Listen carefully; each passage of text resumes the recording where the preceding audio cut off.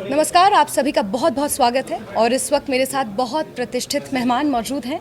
हमारे साथ पीएमओ में मंत्री और उधमपुर से सांसद डॉक्टर जितेंद्र सिंह जी मौजूद हैं। सर, मैं बहुत स्वागत करती हूँ न्यूज़ 18 JKLH के न्यूज़ रूम में। धन्यवाद। सबसे पहले तो बधाई देनी है आपको। ये JKLH का सारा सेक्शन जो पहले हैदराबाद में हुआ करता था, अब दिल्ली शिफ्ट हुआ, तो उसके लिए भी आपको बधाई। बहुत शुक्रिया सर। सर, मैं ये जानना चाहूँगी 2019 के बाद से जम्मू कश्मीर में हमने बहुत सारे बदलाव देखे हैं। उधमपुर कॉन्स्टिट्यूएंसी को आप कैसे देखते हैं पोस्ट 2019? मुझे लगता है कि one of the most developed constituencies in the last 10 years अगर आप देखें, क्योंकि यही वो लोकसभा का क्षेत्र है जहाँ पर, और शायद एक ही होगा ऐसा पूरे हिंदुस्तान में, कि जहाँ एक नहीं, दो नहीं, तीन मेडिकल कॉलेजेस हैं और सेंटर ने दिए हुए केंद्र के सहयोग से, केंद्र की राशि से, उधमपुर में, कठुआ में, डोडा में।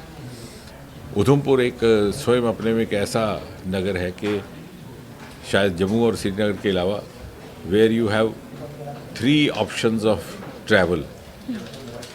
You can travel by Vande Bharat, you can travel by air, अब 6-8 महीने में हवाई जहाज़ भी शुरू हो जाएगा, और एक्सप्रेस कॉरिडोर। मैं यही आपसे जानना चाह रही थी कि बहुत जल्दी अब उड़ान सेवा शुरू होने वाली है। और PMGSY की सड़कों को लेकर के पिछले 4-5 सालों में हिंदुस्तान भर के जितने भी ज़िले हैं उनमें से पहले 4, 5 या 3 में शुमार उधमपुर का।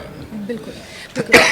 ऐसे में सर, जम्मू कश्मीर के कुछ मसले हाल ही दिनों में सामने आए हैं। आपने कहा कि बहुत सारे एक्सीलेंट इंस्टीट्यूशंस हैं उधमपुर आपकी कॉन्स्टिट्यूएंसी में, लेकिन नेशनल लॉ यूनिवर्सिटी का मुद्दा जिसको लेकर स्टूडेंट्स आज सड़कों पर इतना एग्रेसिव उनका आज प्रोटेस्ट देखने को मिला, उस पर आप क्या मुझे लग रहा है कि वो प्रदेश की सरकार, राज्य सरकार उसका संज्ञान लेगी, क्योंकि बच्चों की जो भावनाएं उनको तो अकोमोडेट करके ही आगे बढ़ने में ही सफलता प्राप्त होती है।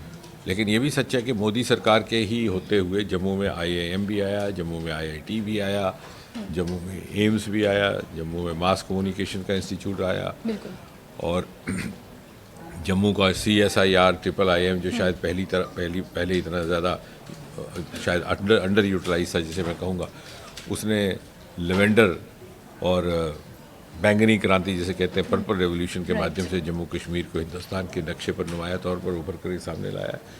तो इस खित्ते में जितनी तरक्की हुई है वो भी गुज़श्ता 10-11 सालों में ही हुई है। बिल्कुल। लेकिन सर, फिर भी जो तमाम चीज़ें आपने गिनाई, फिर भी क्या कारण है कि एक जम्मू और कश्मीर के बीच का एक जो सेंटिमेंटल डिवाइड है, जो आजकल जम्मू कश्मीर में इसको लेकर राजनीतिक बयानबाजियां भी हो रही हैं, डिक्सन प्लान जैसी चीज़ों का जिक्र हो रहा है। ऐसा है कि वो तो पीछे, क्योंकि 60-70 साल में एक ऐसी मानसिकता, माइंडसेट बन गया, क्योंकि जितनी भी सक्सेसिव गवर्नमेंट्स थी उनकी तरफ से जो भेदभाव की राजनीति होती रही, क्षेत्रीय भेदभाव की, केंद्र के जो फंड्स आते थे उनको शायद जम्मू में पूरी तरह से इस्तेमाल नहीं किया जाता था। तो इसलिए एक इस तरह की धारणा हो गई कि जम्मू एक ऐसा क्षेत्र है, और था भी, वो सही भी था, कि जिसके साथ हमेशा भेदभाव भी होता रहा, क्योंकि कश्मीर केंद्रीय सरकारें थी UPA के दौरान।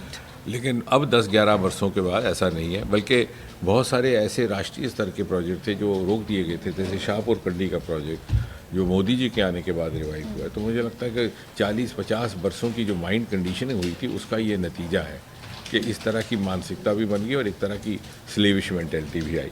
लेकिन अब धीरे धीरे उससे निजात हासिल हो रही है। लेकिन इस बीच डिप्टी CM सुरेंद्र सिंह चौधरी ने महाराजा हरि सिंह को लेकर एक बार फिर से बयान दे दिया है। पहले माफ़ी मांग चुके थे वो इसी तरह के अपने बयानों को लेकर, लेकिन एक बार फिर से उन्होंने बयान दिया कि राज्य का दर्जा शेख अब्दुल्ला की देन था, ना कि महाराजा हरि सिंह की। खैर, वो महाराजा हरि सिंह का और इनका हालात और थे, लेकिन ये है कि ये भी सच है कि महाराजा हरि सिंह का पूरे जम्मू कश्मीर में व्यापक तौर पर उनका एहतराम भी किया जाता है, उनकी इज्जत भी की जाती है, ना केवल जम्मू सूबे में बल्कि कश्मीर सूबे में भी। सर, आपके मंत्रालय से जुड़ा हुआ एक सवाल लेना चाहूँगी। इन स्पेस को लेकर आज लोकसभा में भी चर्चा हुई है। इन स्पेस के माध्यम से जो प्राइवेट सेक्टर को एक्सपोजर मिल रहा है अंतरिक्ष क्षेत्र में, उससे भारत को अभी तक कितना लाभ हुआ है सर? नहीं, इन स्पेस एक तरह का नया किस्म का प्रयोग था। ये एक इंटरफेस है between public and private sector, a single window interface. यानी अगर किसी ने प्राइवेट सेक्टर में से किसी ने स्पेस में इन्वेस्ट करना है, जैसे हर क्षेत्र में होता है, तो उसे रैंडमली नहीं घूमना पड़ेगा कैसे करना है। तो ये इन स्पेस एक स्ट्रक्चर्ड मैकेनिज्म है, वो उसकी कोलैबोरेशन तय करेगा, the nature of collaboration, the theme of collaboration, the entities of collaborators, और ये बड़ा सफल प्रयोग रहा है। इसके परिणाम स्वरूप हमारी स्पेस इकॉनमी, जहाँ मात्र ना के बराबर थी, आज बढ़कर के लगभग 8-9 बिलियन US डॉलर हो गई और बड़ी तेज़ रफ्तार से बढ़ भी रही है। बिल्कुल सर, आपके मंत्रालय की तरफ से मैं ये चाहूँगी कि बहुत सारे स्टूडेंट्स को एक्सपोजर दिया जाता है, स्कॉलरशिप्स दी जाती हैं। जितना मैंने उसके बारे में स्टडी किया, उसका प्रचार, उसका जो प्रमोशन जिस तरह से होना चाहिए, ये मेरी व्यक्तिगत राय है। जैसे युविका जो 9th क्लास के बच्चों के लिए एक एक्सपोजर है, मुझे लगता है कि उसको प्रमोट करने के लिए नहीं, वो आप ठीक कह रही हैं, क्योंकि आजकल हमारे प्रमोट करने के माध्यम वो होने चाहिए। We have to reach out to these children in the language that they speak, through the medium that they access. तो सोशल मीडिया, छोटी रील्स, वीडियो फिल्म्स, वो हम कर भी रहे हैं। और दूसरा ये है कि आपके माध्यम से भी ये प्रचार प्रसार होना चाहिए कि सब कुछ वेबसाइट्स और मोबाइल में मौजूद है। लेकिन वो कहते हैं ना, द आई सी और द माइंड नोज। तो अगर आप बच्चों को ये समझाएं कि सब कुछ आपके मोबाइल हो, आप अपनी रुचि के अनुसार, अपनी एप्टीट्यूड के अनुसार, अपने जो आपका जो रुझान है उसके अनुसार आप ये उसमें से ही खोज सकते हैं कि आपको किस क्षेत्र में जाना है और किस तरह की स्कीम का लाभ उठाना है। बिल्कुल बिल्कुल। इसी के साथ बहुत बहुत शुक्रिया सर, आपने अपने इतने बिजी स्केड्यूल से हमारे लिए टाइम निकाला, बातचीत की, आप हमारे न्यूज़ रूम में आए, लोगों से मिले। बहुत बहुत शुक्रिया सर। धन्यवाद। बहुत शुक्रिया।